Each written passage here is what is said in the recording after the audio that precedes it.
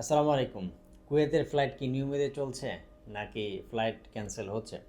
তো আপনাদেরকে আজকে আপডেট দিব। আজকে 9ই মে চলছে। সো আসলে জাজিরা এয়ারলাইন্স যদিও 2-3 তারিখ আসলে তারা আনঅফিসিয়ালিভাবে আসলে জানিয়েছিল যে তারা 8-9 তারিখ বা এগুলোর দিকে আসলে তারা ফ্লাইট অপারেট করবে না, কিন্তু তারপরেও আলহামদুলিল্লাহ তারা ফ্লাইট অপারেশন চালিয়েছে। সো সেটারই আপনাদেরকে প্রুফ দেখাচ্ছি, এদিকে আসেন। এই যে দেখেন, মোটামুটি 6 তারিখে কিন্তু ফ্লাইট অপারেট হয়েছে। 6 তারিখ থেকে কিন্তু জাজিরা এয়ারলাইন্সের ফ্লাইট অপারেশন শুরু হয়। 6 তারিখ, দেন 7 তারিখে আসলে অপারেশন চালায়নি, দেন 8 তারিখ এবং 9 তারিখ মোটামুটি গত 3-4 দিন যাবতই নিয়মিতভাবেই তারা ফ্লাইট অপারেশন চালাচ্ছে। সো সেই জায়গা থেকে বলা যায় যে যেহেতু তারা জাজিরা এয়ারলাইন্স, যদিও তারা 3 তারিখ থেকে ফ্লাইট অপারেশন চালানোর কথা ছিল, সেটা 6 তারিখ থেকে তারা শুরু করেছে। সো আশা করছি ইনশাল্লাহ এই ধারাবাহিকতা বজায় থাকবে এবং জাজিরা এয়ারলাইন্সের ফ্লাইট কিন্তু খুব বেশি একটা কিন্তু ক্যান্সেল হয় না।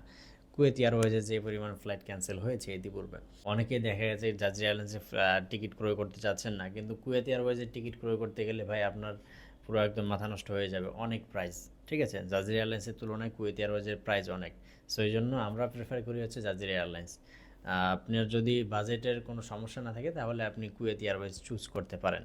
তো অবশ্যই ভিডিওটা শেয়ার করে দেন। এটা হচ্ছে আজকে 9 তারিখ, 9 মে, 9 মের আপডেট। সো আগামীর আপডেট ইনশাল্লাহ আগামীতে আপনাদেরকে জানিয়ে দেওয়া হবে। সো আমাদের সাথেই থাকবেন, ভালো থাকবেন। আসসালামু আলাইকুম।